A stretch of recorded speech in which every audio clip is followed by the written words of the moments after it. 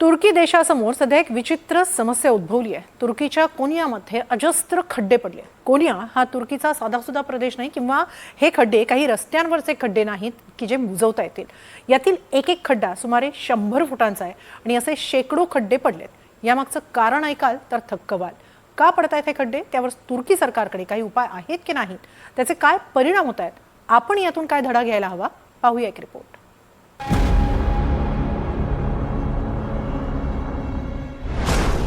तुर्कीत कोनिया मैदानात मोठमोठाले खड्डे, संपूर्ण परिसरात जागोजागी खड्डेच खड्डे। 684 खड्ड्यांची नोंद। गव्हाच्या अतिउत्पादनामुळे खड्डे। हो, गव्हाचं अतिउत्पादन घेतल्यानं हे सगळे खड्डे पडले। विश्वास बसत नसेल तरी बातमी सविस्तर पहा आणि ऐका। तुर्कीचं अन्न भांडार म्हणून ओळखलं जाणारं कोनिया मैदान सध्या एका गंभीर समस्येचा सामना करतंय। कोनिया मैदानात तुर्कीतील सर्वाधिक गहू पिकवला जातो। कोनिया मैदानाचं एकूण कृषी क्षेत्र सुमारे 2.6 दशलक्ष हेक्टर आहे। तुर्कीच्या एकूण कृषी क्षेत्राच्या ते 11.2% आहे। क्षमतेपेक्षा जास्त उत्पादन आणि भूजलाच्या अतिवापरामुळे इथं दुष्काळ पसरलाय। त्यामुळे जमिनीत शेकडो खड्डे म्हणजेच सिंखोल पडले। तुर्कीची आपत्कालीन व्यवस्थापन संस्था म्हणजेच AFADनं दिलेल्या अहवालानुसार कोनिया बेसिनमध्ये आतापर्यंत 684 अशा खड्ड्यांची नोंद झाली आहे। तर कोनिया तांत्रिक विद्यापीठाच्या सिंखोल संशोधन केंद्राच्या मते 2017 मध्ये 299 सिंखोल होते, जे 2021 पर्यंत वाढून 2550 पर्यंत झालेत। 2025 मध्ये सुमारे 20 नवीन मोठे सिंखोल तयार झाल्याच्या वृत्ताला दुजोरा देण्यात आलाय। या खड्ड्यांची खोली 30 मीटरपेक्षा जास्त आणि रुंदी 100 फुटांपर्यंत असल्याचं सांगितलं जातंय। दरम्यान हे संकट अचानक आलेलं नाही, मात्र 2025 मध्ये ही समस्या अधिक गंभीर झाली आहे, हेही खरं। गेल्या 20 वर्षांपासून शेतकरी आणि प्रशासन या दोघांच्याही दुर्लक्षामुळे ते हळूहळू वाढलंय। एकीकडे दुष्काळ आणि मोठ्या प्रमाणात भूजलाचा उपसा यामुळे ही समस्या उद्भवली आहे। मोठ्या प्रमाणात पाण्याचा उपसा केला जातोय आणि रसायनांचा मारा प्रचंड केला जातोय। या एकंदरीतच पाण्याच्या उपसामुळे आता तिथे मोठे सिंक होल तयार झालेले आहेत आणि जवळजवळ तुर्कीचा 11.5% भूभाग हा आता नापीक होणार आहे आणि हे सरकार आता त्याच्या भीती वाटायला लागलेली आहे। तर ह्या मोठ्या प्रमाणात होत असणाऱ्या गोष्टींना कारण काय आहे, तर याला औद्योगिकरण म्हणजे पाण्याचं व्यवस्थापन जे पृथ्वीचं केलं होतं ते नियोजन पूर्णतः आपण मोडलेलं आहे आणि मोठ्या प्रमाणात भूजल उपसा करणं हे पूर्णतः आपण खूप मोठा केलेला मानवजातीने, आधुनिक मानवजातीने केलेला हा गुन्हा आहे।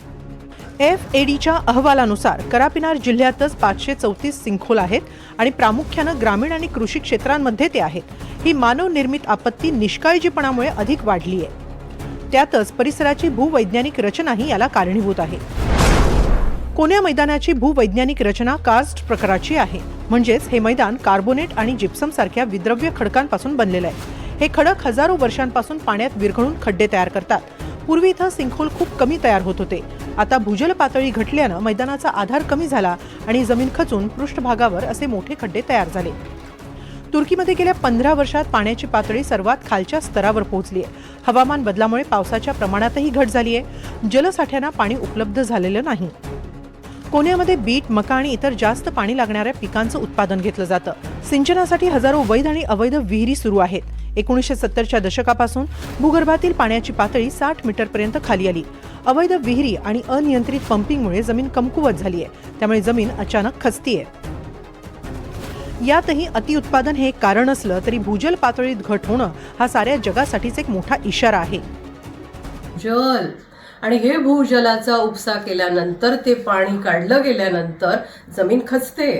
ह्याचं मेक्सिको आता खचत चाललंय, बँकॉक खचत चाललेलं आहे आणि मुंबईमध्ये सुद्धा अशा खचण्याच्या घटना कितीतरी ठिकाणी आपण ऐकतोय। एक त्याचीच कारणं आहेत। मुंबईमध्ये सुद्धा टॉवर सिस्टम जी आणली गेली आहे, 50-60 माळ्याचे टॉवर बनवले जातात, तेव्हा तुम्ही 50-60 फूट खाली जाता ग्राउंड बेस हे करण्यासाठी। तेव्हा मुंबईत तर फक्त तुम्हाला मी आधीच म्हणाले की 30-35 फुटावर पाणी होतं। इतक्या मोठ्या प्रमाणावरती जमिनीवरती जर या मुंबईत सुद्धा छोट्याशा एका भूभागावरती अशा पद्धतीचा उपसा केला जातो, तेव्हा मुंबईत सुद्धा हे पुढे हेच घडणार आहे। भूजलाच्या वापराला वेळीच आळा घातला नाही तर या संकटात आणखी वाढ होईल असा इशारा कोनिया तांत्रिक विद्यापीठातील संशोधकांनी दिलाय। दरम्यान FAD आता धोकादायक क्षेत्रांचे नकाशे तयार करतायत. 1850 क्षेत्रांमध्ये जमिनीच्या खचण्याचे संकेत मिळाले. भविष्यात जर हवामान बदलामुळे दुष्काळ कायम राहिला तर केवळ कोन्याच नाही तर शेजारील करामन आणि अक्सराय सारखे प्रदेशही प्रभावित होतील. दरम्यान सध्या तुर्की सरकार बेकायदेशीर विहिरींवर बंदी घालतंय आणि उत्तम जल व्यवस्थापनाच्या दिशेनं पावलंही उचलतंय. सिंखोलमुळे तुर्कीमध्ये स्थलांतर वाढण्याचा धोकाही निर्माण झालाय. ग्रामीण भागातून मोठ्या प्रमाणात स्थलांतर होऊ शकतं. तुर्कीच्या अर्थव्यवस्थेवर, अन्न सुरक्षेवर आणि पर्यावरणावर गंभीर परिणाम जाणवू शकतात. सिंखोलमुळे हजारो हेक्टर शेती नष्ट होतीये. शेतकऱ्यांना त्यामुळे जमीन सोडावी लागतेय. परिणामी धान्य उत्पादनावर आणि अन्न सुरक्षेवर परिणामाची भीती निर्माण झाली आहे.